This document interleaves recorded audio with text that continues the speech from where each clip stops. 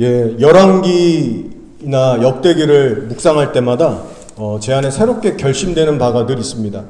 어떤 결심이냐면 나이가 들어서 죽는 날, 그 마지막 날까지 나는 정말 곁길로 새지 않고 정말 신앙생활 끝까지 잘해야 되겠다. 그런 어떤 간절한 마음이 새롭게 일어납니다. 왕들의 역사를 보다 보면 경각심이라는 게 생길 수밖에 없어요. 보면 세워지는 왕들 대부분이 중간에 타락하고 하나님을 등지고 떠납니다. 하나님께 잘했던 왕들도 소수 있었죠. 근데 그들조차도 시간이 지나면서 타락하고 변하는 거예요. 크고 작은 죄들을 지으면서 하나님의 가슴에 못을 박게 됩니다. 다윗을 예로 들어볼까요? 간음죄를 저지르고 살인죄를 저지르고 정말 상상할 수 없는 큰 그 범죄로 빠지게 되잖아요. 솔로몬은 또 어떻습니까? 1000번제를 드렸던 그였는데 예루살렘 맞은편 산에다가 그 자기의 그 이방 아내들을 위해서 그 우상의 템플을 짓습니다. 우상 신전을 짓는 거예요. 그래서 역사기를 쭉 보다 보면 안 넘어지는 왕들이 하나도 없는 거예요. 요시야라고 하는 정말 선한 왕 한 명 정도 빼고는 크고 작게 하나님께 다 범죄했습니다. 선하고 하는 왕들조차도. 그래서 이 왕들의 타락을 보면서 자연스레 드는 생각이 뭐냐면 그래, 이 시대를 살아가는 우리 목사들도 크게 다르지 않겠구나. 왕들이 넘어졌으면 목사들도 넘어지겠죠. 여러분 성도들도 넘어지겠죠. 실제로 수많은 목사들이 끝에 가서 추한 모습을 보이면서 하나님을 떠나는 그런 안타까운 모습들이 참 많습니다. 아무튼 여러분께서 이 신앙생활을 하시다가 왠지 좀 미지근해지는 것 같고 뭔가 신앙이 풀어지는 것 같으실 때마다 이 왕들의 역사를 묵상하시면서 이 정신이 활짝 드는 그런 시간들을 꼭 가지시면 좋겠습니다. 오늘 말씀에는 요아스라는 왕이 등장하고 있어요. 한동안 악한 왕들 얘기만 쭉 나오다가 요아스라는 사람이 혜성처럼 갑자기 등장하면서 성경의 분위기가 좀 왠지 밝아지는 듯 합니다. 성경을 쭉 읽어 나가는데 실망만 했다가 이 요아스라는 사람이 등장하면서 일종의 기대감이라는 게 마음 한구석에 올라오기 시작해요. 이런 겁니다. 드디어 선한 왕이 나타났구나. 이제야 나라가 좀 서가겠구나. 이 앞으로 스토리가 어떻게 진행이 될까. 기대감을 갖고 내용을 쭉 읽어 나가는데 이거는 더 큰 충격이 오는 겁니다. 처음부터 완전히 악한 자였으면 기대감조차 없었을 텐데 하나님 앞에 정말 선하고 위대했던 그런 왕이 그 충격을 우리에게 주는 거예요. 선한 열심을 갖고 여호와 성전을 수리했던 사람입니다. 날마다의 제사를 회복했던 그런 선한 왕이었어요. 그런데 어느 순간 우상 숭배자로 돌변하더니 돌이킬 수 없는 강을 건너고 만 겁니다. 아니 어떻게 이런 일이 벌어질 수 있을까? 우리 성경을 읽는 독자들로 하여금 잠시 충격을 받고 멈춰지게 해요. 묵상을 쭉 하다가 멈칫하고 혼란을 줍니다. 우리에게. 깊은 고민과 묵상에 빠지게 하는 겁니다. 그러면서 깨닫게 되는 거죠. 그렇구나. 이런 말도 안 되는 일이 얼마든지 일어날 수 있는 거구나. 신앙생활이라는 게 이런 거구나. 끝까지 가봐야 하는 것이 바로 신앙생활이구나. 그러면서 내 자신에게 점점 깊이 적용하게 됩니다. 이것이 남 얘기가 아닐 수 있겠구나. 내 안에도 똑같은 죄의 DNA가 있어서 자칫하다가 나 역시 우상 숭배자가 될 수 있겠구나. 이호스보다 훨씬 더 악한 사람으로 내가 인생 끝날 수 있겠구나. 성령 안에서 그 깨달음이 오게 되면서 정신이라는 것이 화들짝 차려지게 됩니다. 신앙생활 가볍게 하면 안 되겠구나. 아무튼 요아스의 생애를 묵상하면서요, 이런 의구심이 저는 들더라고요. 과연 이 사람은 천국 갔을까? 이 사람은 지금 천국에 있을까? 지옥에 있을까?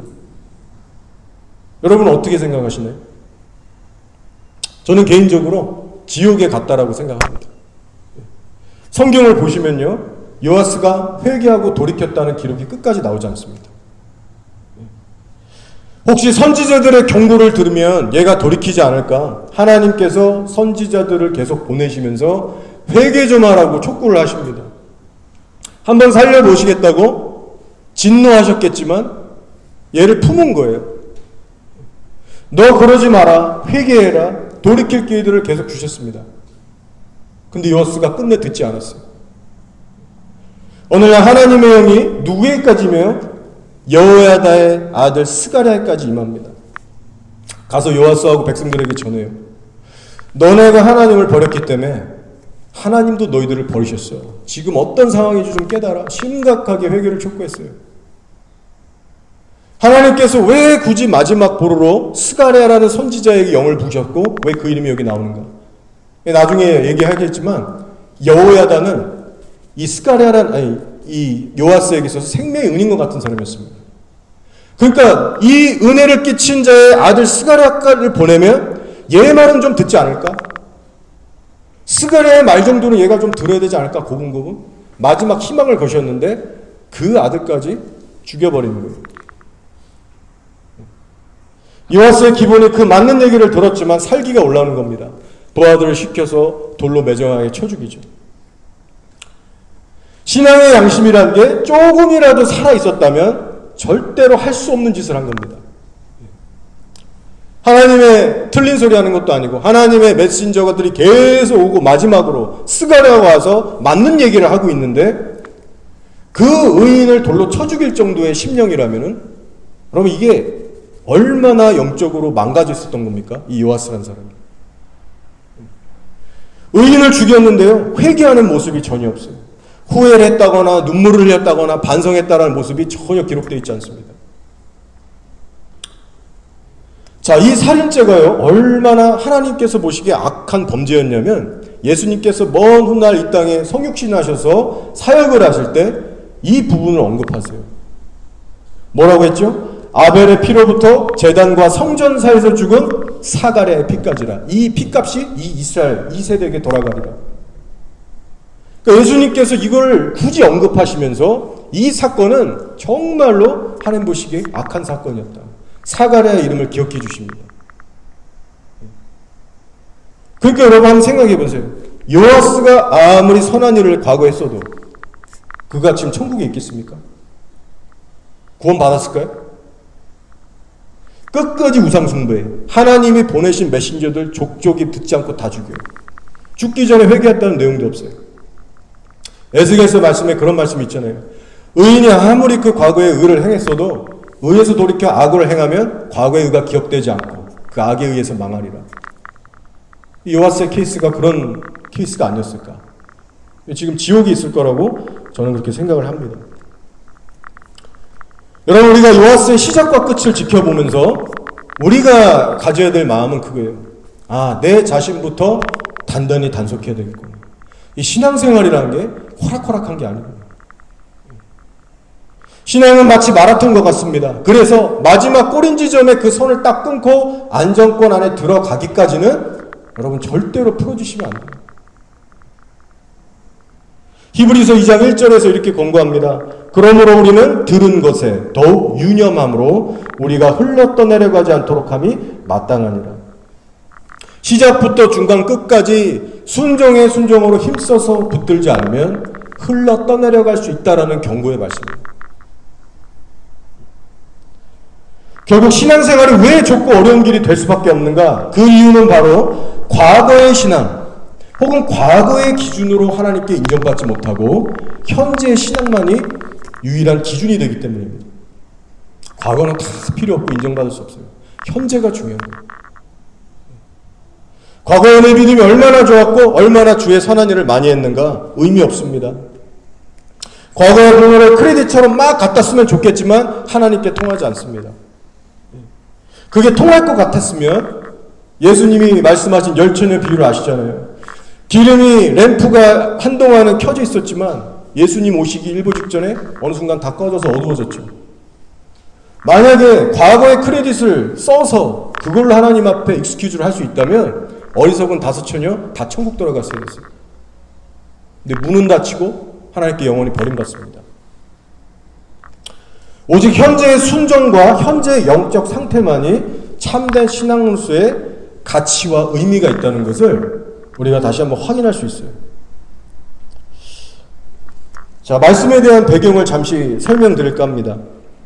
이 요아스는요, 우리가 함께 읽었다시피 역사상 최연소 나이 7살로 왕에 등극하게 됩니다. 7살이라는 나이에 왕이 되는데 그 모습을 여러분 한번 상상해 보세요. 저희 막내딸이 예아가 이번 연도 7살이 돼요. 키 정말 작고 그 애가 왕관을 쓰고 거기 앉아있는 거 생각하면은 이게 정말 웃음도 나오지가 않죠. 말도 안 되는 얘기입니다. 그럼 이 상황이 어떻게 된 것인가? 여러분, 요아스 뒤에 누가 있었습니까? 여호야다라고 하는 하나님의 선한 제사장이 버티고 있었습니다. 여호야다라는 이 의로운 제사장의 개혁에 의해서 이 모든 상황이 가능했던 거예요. 자, 역사를 여러분 아실 겁니다. 요아스가 왕으로 세워지기 전까지 유다를 다스렸던 사람이 누구냐? 바로 아합과 이세벨 사이에서 태어났던 아달랴라고 하는 여왕입니다. 왕이 아니라 여왕이 다스렸어요. 약 6년이라고 하는 세월 동안 유다를 다스렸는데 영적인 암흑기였습니다. 이세벨의 딸인데 무슨 선한 걸 바랄 수 있겠어요? 완전히 바알 숭배였죠. 다행히 그런 쿠데타가 일어나게 되면서 아달랴는 죽임을 당하게 되는데 그 쿠데타의 중심에 있었던 인물이 바로 여호야다 제사장입니다. 근데 아달랴를 처리하고 보니까 아달랴의 뒤를 이어서 왕족으로 삼을 만한 그 왕족들이 다 멸절된 거예요. 없는 거예요. 보니까 7살 된 이 요아스만 기적적으로 성전에 숨어서 살다가 걔밖에 안 남은 거예요. 그래서 왕이 된 겁니다. 그래서 여호야다라는 사람은 실제 유다의 왕은 아니었지만 실세를 가졌던 사람, 최고의 권력을 그때 당시 가지고 있었던 사람으로 우리가 볼 수 있어요. 다행스러운 건 뭐냐? 하나님을 지극히 경외했던 사람이었고 신앙의 순수함을 간직했던 정말 그 시대에 보기 드문 제사장이었다는 거예요. 이 어린 요아스를 끝까지 품어주면서 절대로 곁을 떠나지 않고 신앙과 이 정치의 멘토자가 되었고 신실하게 끝까지 최선을 다했습니다. 어떤 나쁜 야망, 권력, 욕심 전혀 없었던 사람이에요. 마지막 눈을 감는 순간까지 하나님과 백성들에게 선망을 행하고 갔던 하나님의 귀한 사람이었습니다. 자, 근데 문제는 뭐예요? 여호야다라는 사람이 죽고 나는부터 터지기 시작합니다. 여호야다가 130세를 채우고 세상을 떠나게 됐는데 그 후부터 요아스가 보여줬던 행동들은 180도 돌변하는 거예요. 아니, 같은 사람이 정말 맞나? 정말 그런 생각이 들 정도로 완전히 뒤바뀝니다. 아까 말씀드렸죠? 성경을 쭉 읽어나가다가 제동이 걸려요. 우리 읽는 자로 하여금 정말 퍼즐하게 만듭니다. 혼돈이 오잖아요. 그도 그럴 만한 것이 오랜 기간 방치됐던 그 솔로몬 성전을 돌보지 않았어요. 전에 역대 왕들은. 근데 이제 이 요아스라는 왕은 성전을 보수할 마음을, 그 선한 마음을 갖고 제사를 회복하고 열심을 갖고 섬겼어요. 겉으로 보여줬던 모습만을 보면 마치 다윗이나 히스기야에 견줄 정도로 역사에 정말 남을 만한 다윗의 길을 걸었던 왕으로 충분히 보여주고 있는 거예요. 검증이 된 사람의 일종이에요. 오랜 기간 동안. 근데 이런 요아스가 어쩌다가 그 지경까지 가게 됐을까? 어떻게 이런 일이 가능할까? 여러분, 그 원인이 어디 있다라고 생각하십니까? 요아스의 급작스러운 폐역을 보면서 우리가 내릴 수 있는 분명한 결론은요, 이것은 바로 하루아침에 실수로 우연히 일어난 사건이 아니고 요아스가 평소 해왔던 신앙생활에 있어서 심각한 문제가 있었다는 것을 우리가 추론할 수 있어요. 충분히 그렇게 우리가 얘기할 수 있습니다. 그것도 꽤 오랜 기간 동안 이 사람은 신앙의 핵심과 본질을 붙들지 않고 그냥 신앙생활 막 해왔겠구나. 반드시 신앙생활에 평소부터 문제가 있었을 것이다. 100% 그랬습니다, 여러분. 겉으로 보여줬던 모습에 비해서 실제 속사람의 상태는요, 한없이 부실했고 한없이 흔들렸고 정말 신앙의 뿌리라고 하는 것이 전혀 튼튼히 자라지 않았던 그 내면의 과정이 전혀 없고 중단됐었던 그런 사람이라는 거죠. 저는 요아스의 배도를 보면서 한편으로 다윗 왕이 떠올랐습니다. 자, 다윗 왕과 요아스 왕에게는 공통점이 있습니다, 여러분.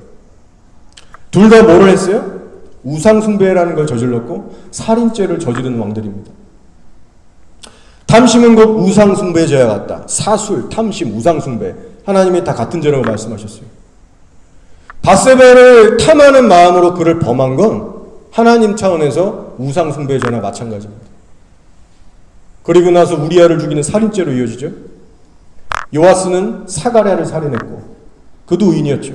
우리아도 의인이었어요. 둘 다 살인죄까지 저지른 겁니다. 자, 그런데 다윗의 다른 점이 있다면 전심으로 회개하고 돌아왔다는 겁니다. 이게 너무나 다른 점이에요. 나단 선지자의 책망을 듣자마자 눈물로 다 적시면서 처절하게 고백하고 인정하면서 하나님 앞에 정말 깨진 심령이 돼서 돌아옵니다. 요아스의 마음 상태랑 너무 다른 거예요. 그만큼 다윗의 마음에는 뭐가 남아있었냐면 하나님을 두려워하는 마음이라는 게 어느 정도 남아있었고 신앙의 양심도 덜 굳어진 상태였고 그래서 회개하고 살 수가 있었어요. 그래도 다윗은 그 타락을 했지만 하나님에 대한 어떤 그 중심들이 살아있었던 사람이에요. 그런데 요아스는 다윗처럼 돌아오지 못합니다. 왜요? 중심이 너무나도 굳어져 있었고 어두워져 있었기 때문에. 오랜 세월 잘못된 신앙을 통해서 그 마음밭이 너무나도 황폐해지고 굳어지고 어두워졌기 때문에 끝내 돌아오지 못했습니다. 망해버렸어요. 이 얼마나 두렵고 저주스러운 일인지 모릅니다. 그러니까 여러분이 이 얘기를 들으실 때 나는 저러지 말아야지. 여러분 가슴이 철렁하셔야 됩니다. 마음이라는 게 완전히 굳어지면요 영영 못 돌아올 수 있는 거예요. 누가 살아계신 하나님을 믿기만 하면 다 돌아온다. 그런 말하는 사람은 말 믿지 마시기 바랍니다. 영영 못 돌아올 수 있는 거예요. 마음이 굳어질 대로 굳어지면 하나님의 음성이 튕겨나갑니다. 하나님을 더 이상 두려워하지 않게 돼요. 무감각해져요. 다시 자라가야겠다는 마음도 안 듭니다. 아, 그래 나 이제라부터 회개하고 그래 내가 잘못했다. 지금부터 내 제대로 해야겠다. 그런 마음도 안 먹어져. 설사 먹어진다 해도 진실로 회개가 잘 안 돼요. 여러분은 절대로 그 상태까지 가면 안 됩니다. 그러면 완전히 끝나는 거예요. 그래서 다윗에게 나단 선지자를 보내셨고 요아스에게 스가랴를 보내셨는데 마음밭이 그래도 살아있었던 다윗만이 회개하고 살아날 수가 있었어요. 자, 그럼 요아스의 이 평소 신앙생활에는 과연 어떤 문제가 있었을까요? 어떤 신앙의 문제였을지 여러분 상상해 가십니까? 자, 그 문제는 뭐냐면 속사람의 지속적인 깨어짐과 변화라는 것이 어느 순간부터 완전히 중단됐다는 거예요. 중요해서 다시 한번 말씀드릴게요. 속사람의 지속적인 깨어짐과 변화라는 것이 어느 순간부터 멈춰진 겁니다. 이 신앙의 핵심을 놓친 거예요. 성전 건물은 관리하고 제사는 드렸을지 몰라도 속사람에 대한 봉사만큼은 어느 순간 중단된 거예요. 하나님의 얼굴을 날마다 주야로 구하면서 말씀으로 심령을 점검하고 갈아엎고 항상 새롭게 뒤집었어야 되는데 이 작업을 안 한 거예요. 바빠서 못했는지 힘들어서 못했는지 알면서도 안 했는지 이유는 알 수 없지만 왕으로서 이것을 안 한 겁니다. 하나님을 두려워 갈망하는 심령은 점점 메말라 갔겠죠. 나중에 완전히 무감각해진 겁니다. 즉 하나님과 독대하는 경건의 시간을 소홀히 했기 때문에 배도자가 된 겁니다. 배도자가 되는 길은요 거창한 게 아니에요. 뭐 이단들이 와갖고 유혹했어. 거기 넘어가도 뭐 되겠지만 성경의 대부분 나온 핵심은요 하나님과 1대1 만남을 소홀히 했기 때문에 와요.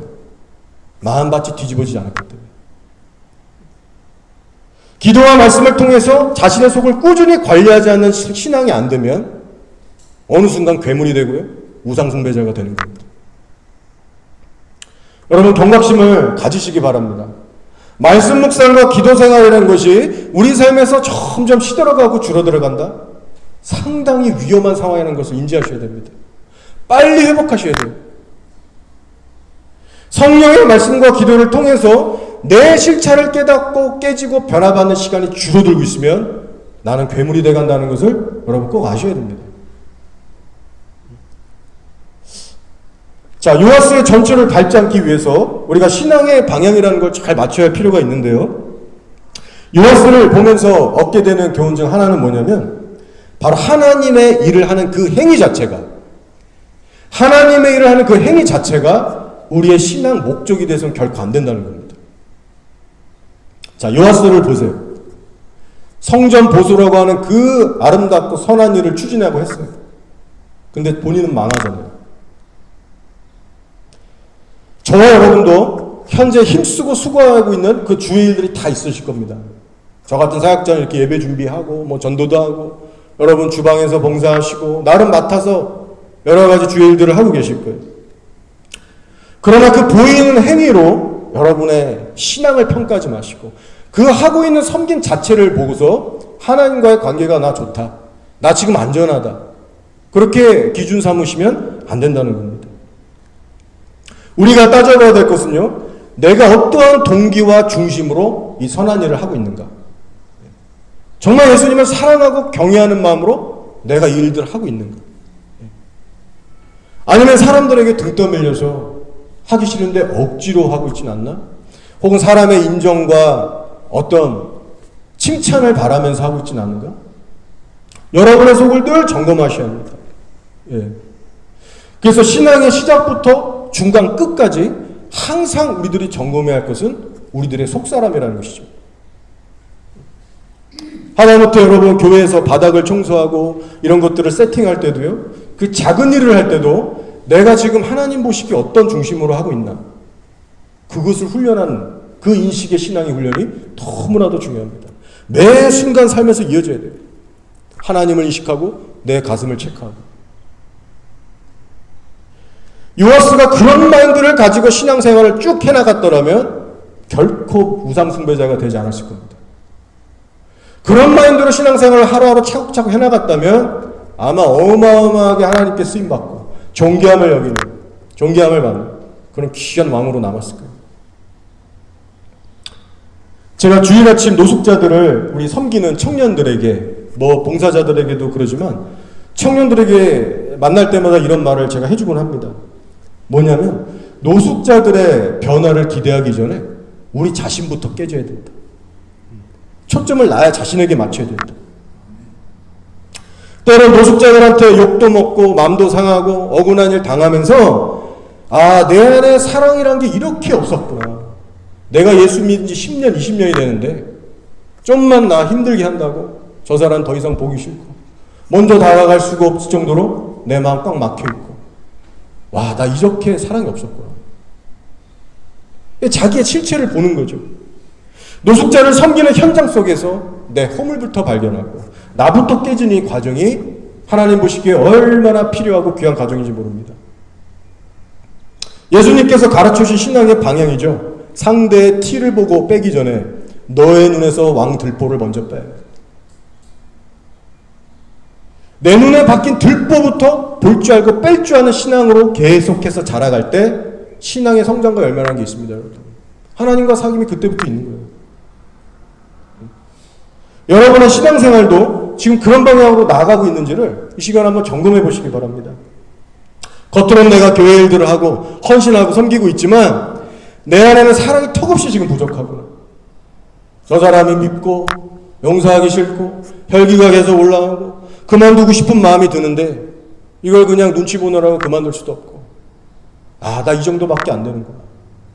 혹시 나는 예수 헛믿고 있는 건 아닌가? 이런 생각들이 쏟아져 와야 된다는 게 우리 가슴에. 겉으로는 괜찮은 척 이 일 저 일 열심히 하고 있지만 하나님, 내 중심은 이거밖에 안 돼서 내가 너무나 괴롭고 막혀있고 신음하고 있으니 하나님 날 좀 변화시켜주세요. 우리 기도가 거기까지 가야 돼요. 그저 하나님, 나의 이 어려운 상황에서 좀 끄집어내주세요. 편안한 환경으로 나를 다시 이끌어주세요. 그게 아니라 내 자신에 대해서 가슴 치면서 나를 깨트리고 변화시켜달라는 기도로 하나님 앞에 날마다 기도의 제대를 쌓아야 합니다. 자기의 추함과 연약함을 남몰래 은밀하게 하나님 앞에 간구하면서 매달리는 그 사람만이 여러분 좁은 길을 끝까지 갈 수 있고 신앙의 성장이라는 걸 할 수 있습니다. 요하스가 놓치고 소홀했던 부분이 바로 이런 부분이라는 거예요. 거창한 게 아니에요, 여러분. 이 일을 평소부터 안 한 거예요.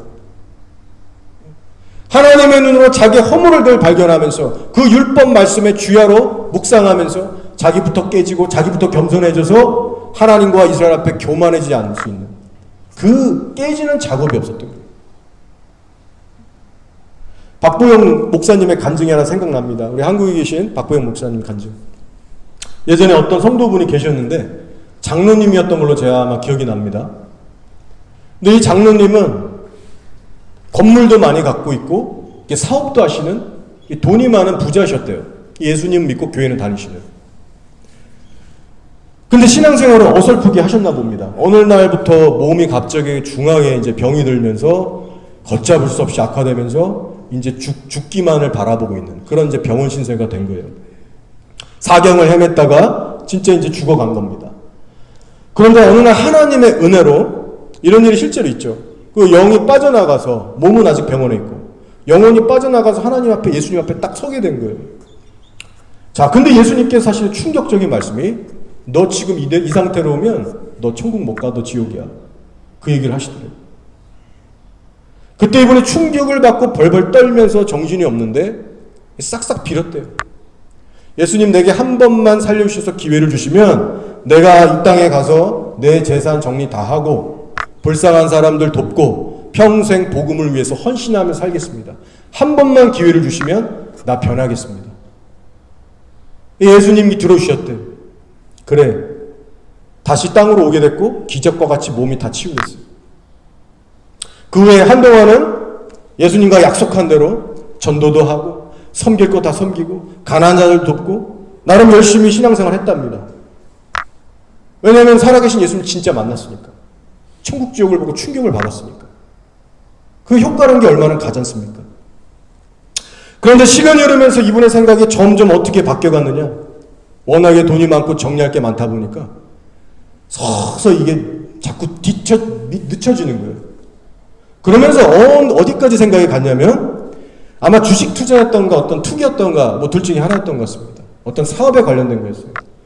그래, 내가 이거를 불려서 재산을 증식하며 내가 이 많은 돈으로 더 가난한 자도 돕고 더 선교비도 내가 후원할 수 있고 다 이게 좋은 거 아닌가. 그래, 나는 이 사업을 다 정리할 게 아니라 이걸 갖고 계속 돈을 불려야겠다.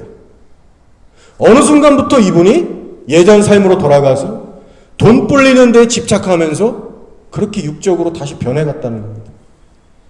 예수님과의 했던 약속을 못 지킨 거예요. 그리고 나서 두려운 소식은 얼마 안 가서 몸에 다시 그 병이 재발해서 하나님 가운데 두려움을 느끼면서 이 땅을 떠났다라는 그 얘기를 제가 들은 적이 있습니다. 이런 비슷한 류의 간증들을요, 종종 들은 적이 있어요. 아마 여러분도 유튜브를 통해 들은 적이 아마 계실 겁니다. 이 공통점이 있어요. 이런 간증들을 듣다 보면. 어떤 공통점이냐? 아무리 천국과 지옥을 보고 와도 그 효과가 길지 않다는 겁니다. 아무리 지옥의 그 무서운 형벌들을 보고 와도 직접 효과가 길지 않아요. 그만큼 사람은 쉽게 변하지 않는다는 겁니다.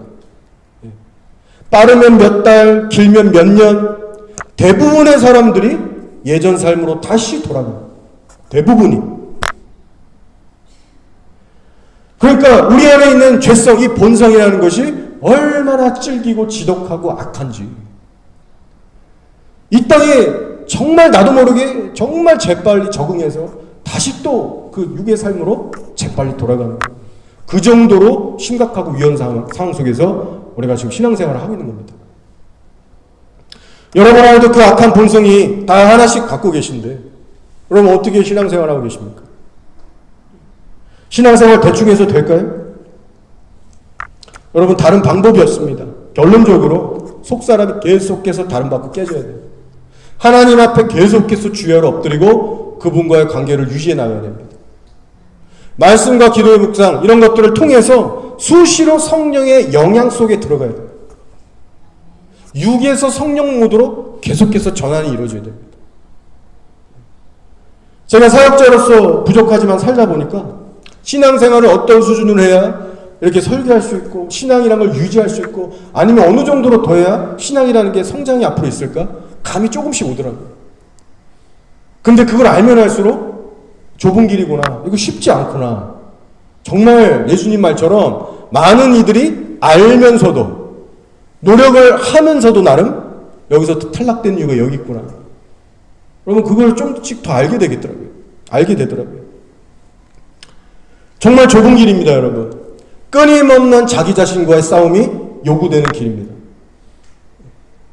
권고해 드리는 것은요, 기도를 많이 하세요. 죄에 빠지지 않도록 성령 안에서 쉽게 버티고 이겨나갈 수 있도록 계속해서 기도하시기 바랍니다.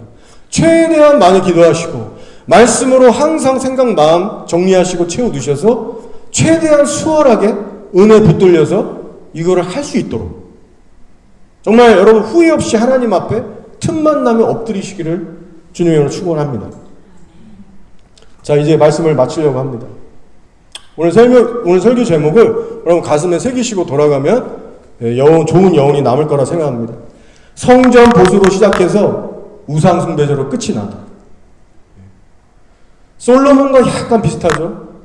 1000번제를 드렸던 솔로몬 왕이었는데 1000명의 와이프, 그 음란한 마음으로 1000명의 와이프를 데리고 가면서 결국에는 우상 숭배자 재단을 지었잖아요.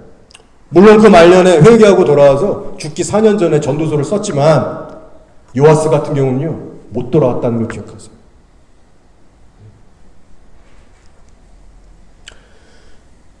정말 생각만 해도 끔찍하고 두려운 일입니다. 요아스처럼 이렇게 종말을 맞는 게.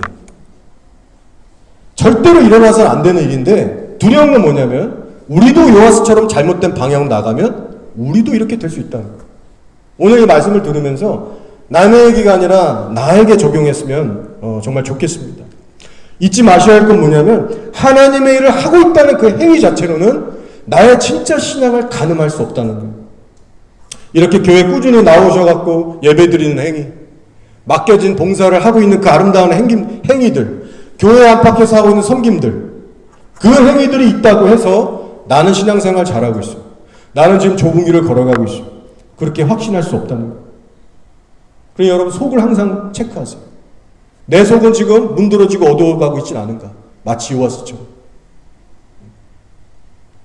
아침에 눈을 뜨자마자 내 마음을 얼마나 하나님부터 진실하게 찾고 있는지, 점심 저녁이 되고 매 순간마다 내 중심을 하나님을 어떻게 바라보고 따라가고 있는지, 정말 하나님께서 맡기신 일들을 내가 중심부터 깨지고 거룩을 배우면서 하고 있는지, 사람들이나 일 자체보다 하나님만을 내가 신경 쓰고 두려워하고 있는지, 말씀과 이 기도를 통해서 얼마나 하루하루 속사람이 다뤄지고 있는지, 내가 이 일을 중단한 지 며칠 몇 달이 되고 있는지, 여러분 이런 것들을 항상 주의 깊게 살피시길 바랍니다.